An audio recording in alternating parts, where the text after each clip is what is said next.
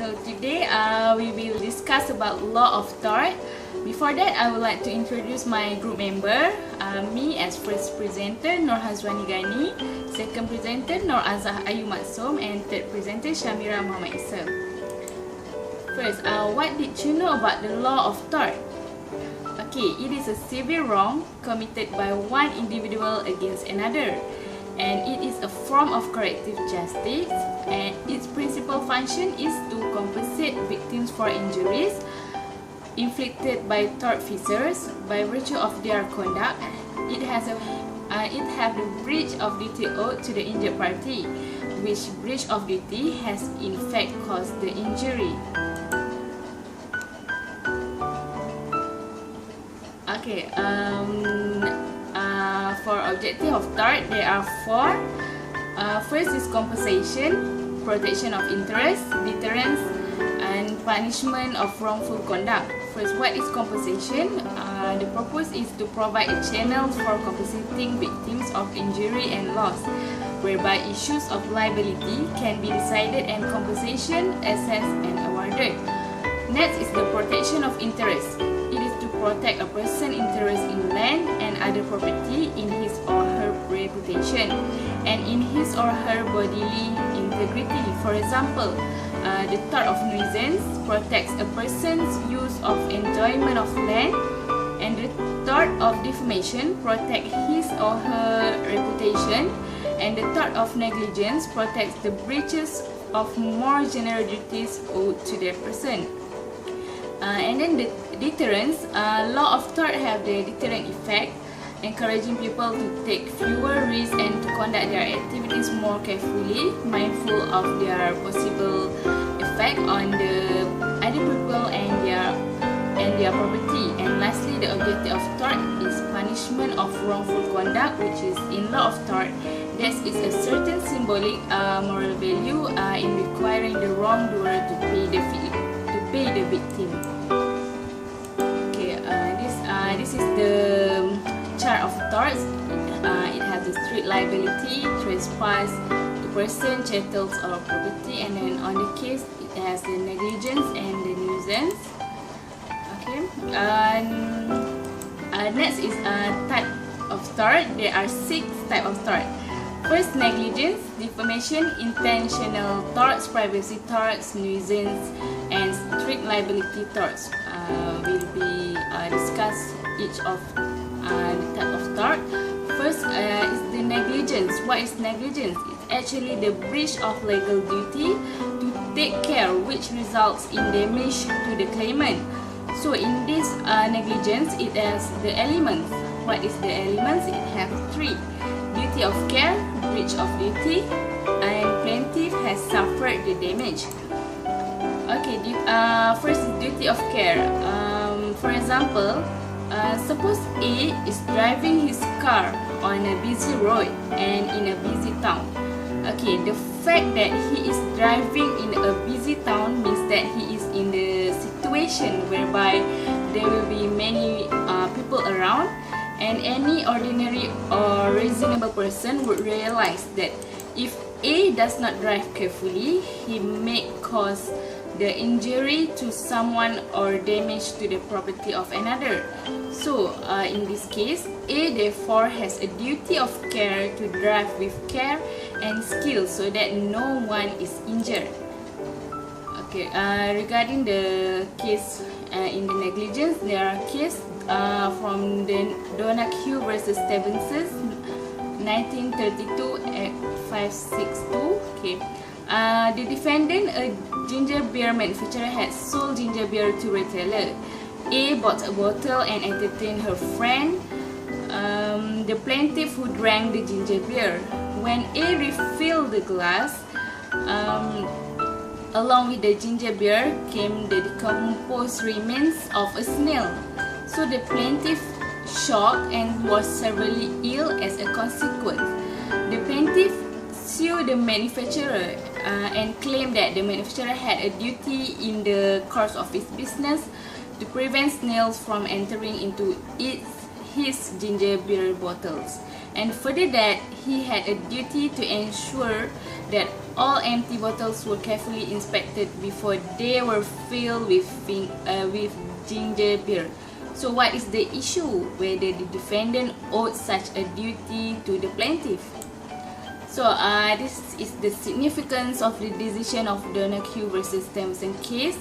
First, negligence is a separate tort in its own right, and action of the negligence can exist whether or not there is a contract between the parties.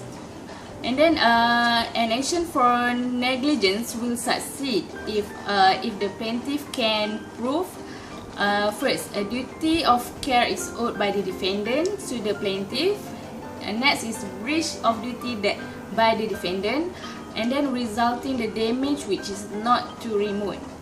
Okay, in order to establish the existence of a duty of care, the never principle based on reasonable foresight must be applied.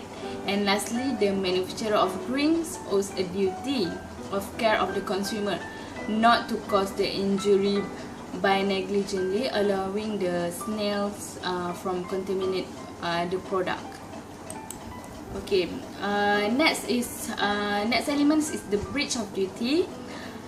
Okay, once it established that the defendant owes the plaintiff a duty of care, the next step is to consider whether the defendant has a breach on that duty.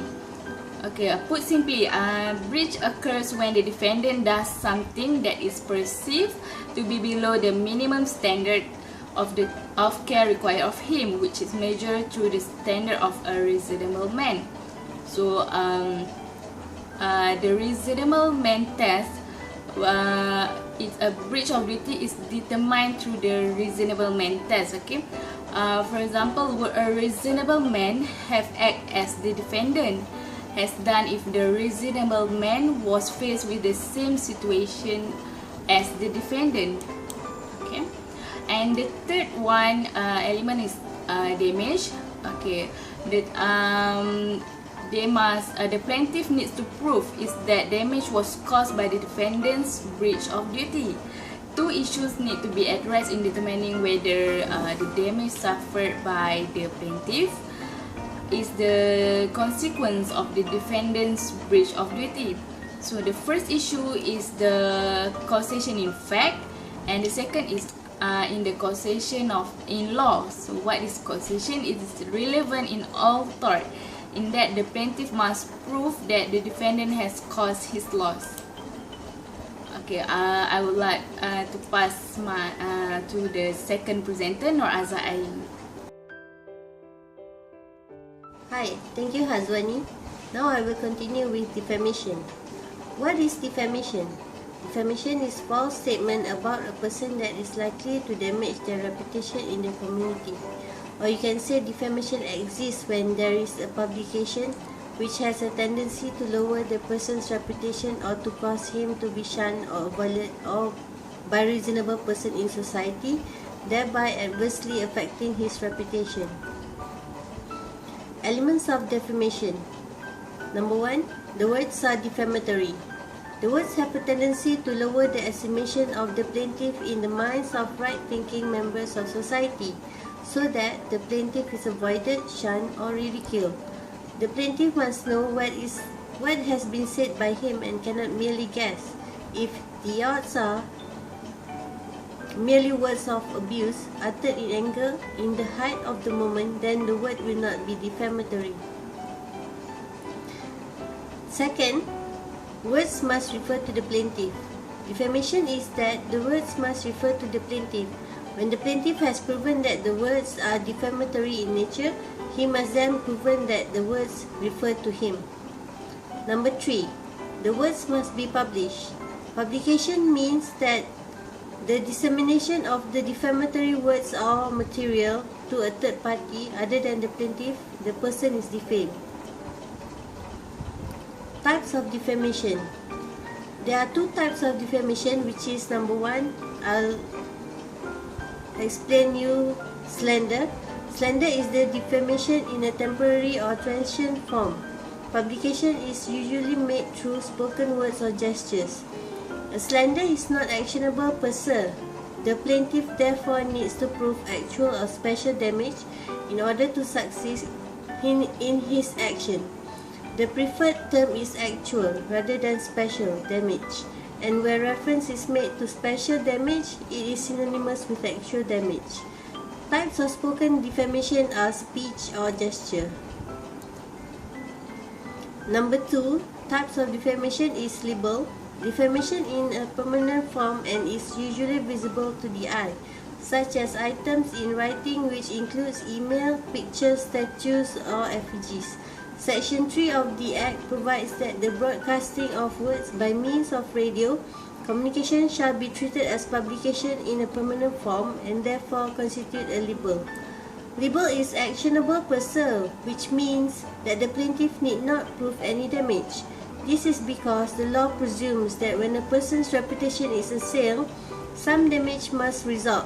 A bank commits the tort of defamation if it wrongfully prints the words "account closed" on a check that is in fact bound to honor.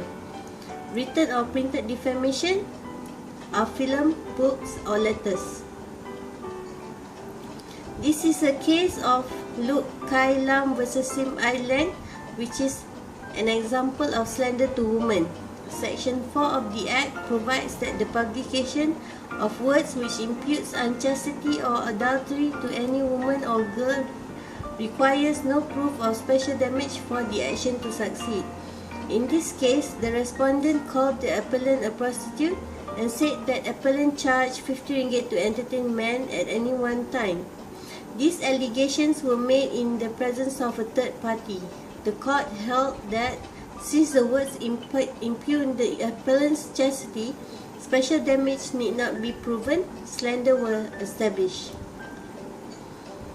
Intentional torts are assault, battery, false imprisonment, nervous shock, trespass to land, trespass to chattels, trespass to person, and conversion.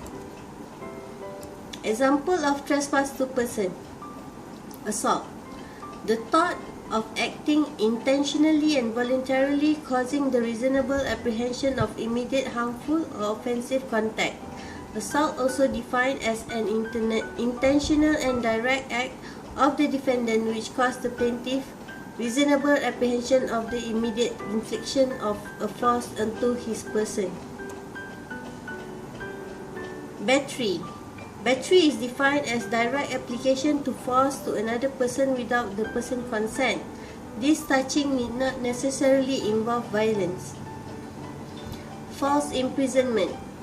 False imprisonment defined as the restriction of a person's freedom of movement. The person so restrained is imprisoned so long as he cannot move to another place in accordance with his precious time. Nervous shock. Nervous shock occurs where a person willfully does an act that is intended to cause physical injury to another and that does in fact cause a reasonably foreseeable physical harm to them. I will pass you to my friend Mira to describe more about the coming slides. Thank you.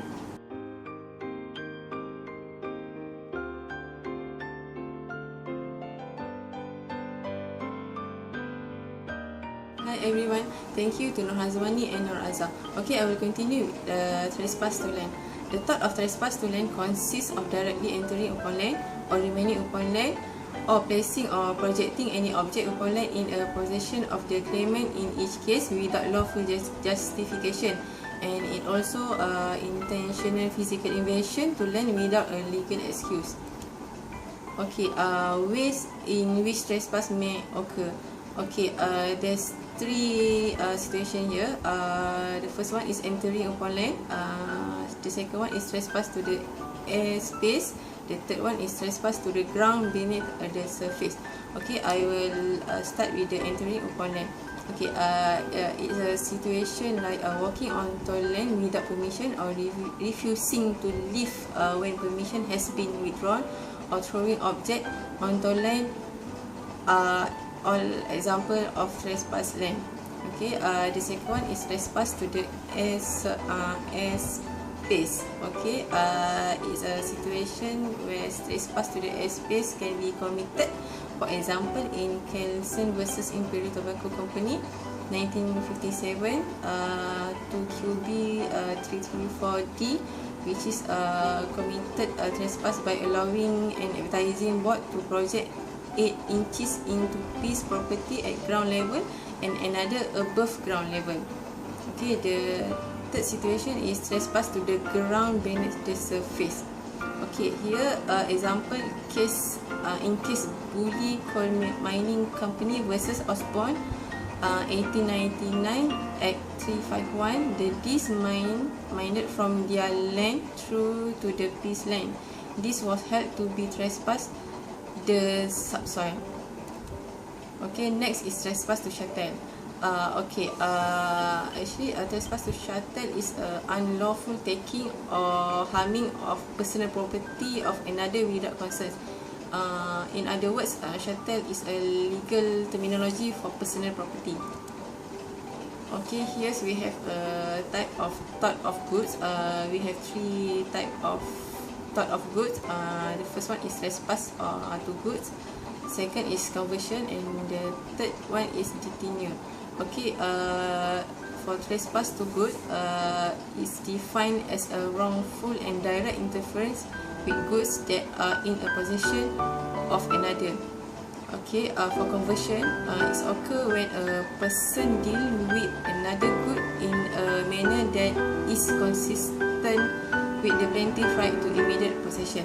Okay, the third one is detenue.